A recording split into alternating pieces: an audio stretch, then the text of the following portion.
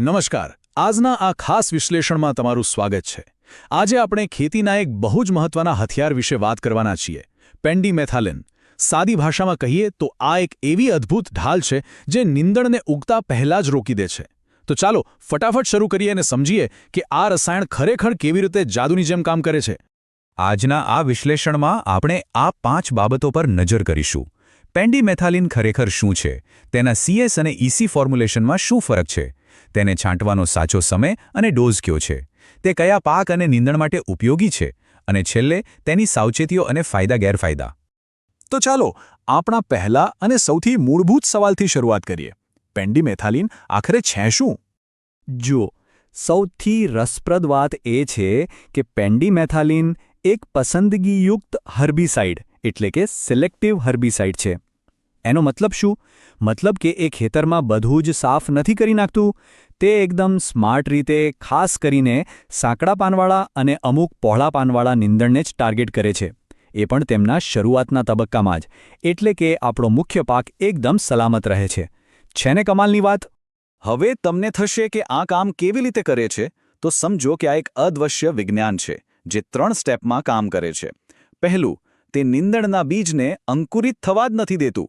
બીજું, માની લો કે કોઈ જિદ્દી બીજ ફૂટવાનો પ્રયાસ કરે તો આ રસાયણ તરત જ તેના મૂળ અને પ્રરોહ એટલે કે રૂટ અને શૂટનો વિકાસ ત્યાં જ રોકી દે છે. અને ત્રીજું, તે જમીનની અંદર જ એક મજબૂત રક્ષણાત્મક પડ બનાવી દે છે. મતલબ કે નીંદણ જમીનની બહાર દેખાય એ પહેલાં જ ગેમ ઓવર. હવે આગળ વધીએ આપણા બીજા વિભાગ તરફ, જે બજારમાં સૌથી વધુ મૂંઝવણ ઊભી કરે છે, CS અને EC ફોર્મ્યુલેશન વચ્ચેનો તફાવત. બજારમાં તમને 2 પ્રકાર જોવા મળશે. એક છે આધુનિક CS ફોર્મ્યુલેશન, જેમાં 38.7% સાંદ્રતા હોય છે, અને બીજું છે 30%વાળું EC ફોર્મ્યુલેશન. હવે ધ્યાનથી સમજજો. CS ફોર્મ્યુલેશન જમીનમાં ધીમે ધીમે રિલીઝ થાય છે. એનાથી શું થાય? લાંબા સમય સુધી નીંદણ કંટ્રોલમાં રહે. વળી તે પાક માટે વધુ સુરક્ષિત છે અને તેમાં વાસ પણ બહુ ઓછી આવે છે. બીજી તરફ આપણો જૂનું જાણીતું EC ફોર્મ્યુલેશન છે. તે ખૂબ જ ઝડપી અસર કરે છે, કિંમતમાં થોડું સસ્તું પડે છે, અને એટલે જ ખેડૂતોમાં તે સૌથી વધુ પ્રચલિત છે. ટૂંકમાં બંનેના પોતાના અલગ ફાયદા છે. જો આપણે બજારની જાણીતી બ્રાન્ડ્સ પર નજર કરીએ તો ચિત્ર વધુ સ્પષ્ટ થશે. જેમ કે દોસ્ત સુપર A50 પોઈન્ટ 37% CS ફોર્મ્યુલેશનનું ઉત્તમ ઉદાહરણ છે. તેની ખાસિયત જ એ છે કે તે લાંબી અસર આપે છે અને ગંધ ઓછી છે. પછી આવે છે પેન્ડિલિન અને ટાટા પાનીડા, જે બંને 30% EC ફોર્મ્યુલેશન છે. પેન્ડિલિન વર્ષો જૂનું અને બહુ જ પોપ્યુલર નામ છે, જ્યારે ટાટા પાનીડા તેના જોરદાર નીંદણ નિયંત્રણ માટે વખણાય છે. આ માત્ર ટેકનિકલ માહિતી છે, જે તમને તમારી જરૂરિયાત મુજબ સાચી પ્રોડક્ટ પસંદ કરવામાં મદદ કરશે. ચાલો હવે સૌથી ક્રિટિકલ મુદ્દા પર આવીએ. આને સ્પ્રે કરવાનો યોગ્ય સમય કયો છે અને ડોઝ કેટલો રાખવો? આ ટાઈમલાઈન તો તમારે ખાસ મગજમાં બેસાડી લેવાની છે. સ્પ્રે કરવાનો સૌથી બેસ્ટ, એકદમ આદર્શ સમય એટલે વાવણી કર્યા પછીના 0 થી 3 દિવસ. હા, માત્ર 0 થી 3 દિવસ. નીંદણ ઉગે એ પહેલાં જ. આ જ આપણી પ્રી ઇમર્જન્સ સ્પ્રે વિન્ડો છે. અને સૌથી મોટો નિયમ સાંભળો, સ્પ્રે કર્યા પછીના 2 દિવસ સુધી જમીનમાં સહેજ પણ ખોદકામ નથી કરવાનું. એટલે કે વાવણીના 5 દિવસ સુધી જમીન સાથે કોઈ છેડછાડ નહીં, નહીતર પેલું અદૃશ્ય રક્ષણાત્મક પડ તૂટી જશે અને બધી મહેનત પાણીમાં જશે. ટાઈમિંગ જેટલું જ મહત્વ ડોઝનું છે. જો તમે 30% EC વાપરો છો તો 1 એકર માટે 700 મિલીથી 1 લીટર જેટલી દવાની જરૂર પડશે. પણ જો 38.7% CS ફોર્મ્યુલેશન હોય તો ડોઝ થોડો ઓછો, એટલે કે 600 થી 800 મિલી પ્રતિ એકર રહેશે. અરે હા, એક વાત ખાસ નોંધવા જેવી છે.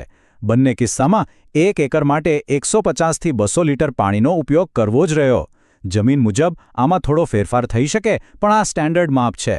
આનાથી ઓછો ડોઝ રાખશો તો અસર નહીં થાય, અને વધુ રાખશો તો પાકને નુકસાન થશે. ચોથો વિભાગ, ઉપયોગી પાક અને નીંદણ.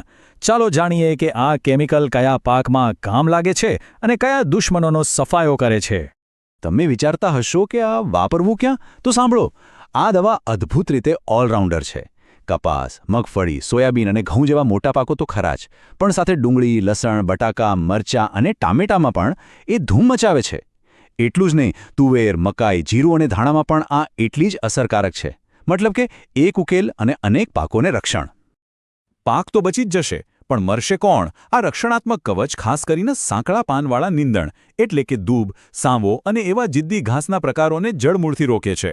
પણ વાત અહીં જ પૂરી નથી થતી. ચીલ અને બથવો જેવા કેટલાક પહોળા પાનવાળા નીંદણને પણ આ ઉગતા પહેલાં જ દબાવી દે છે.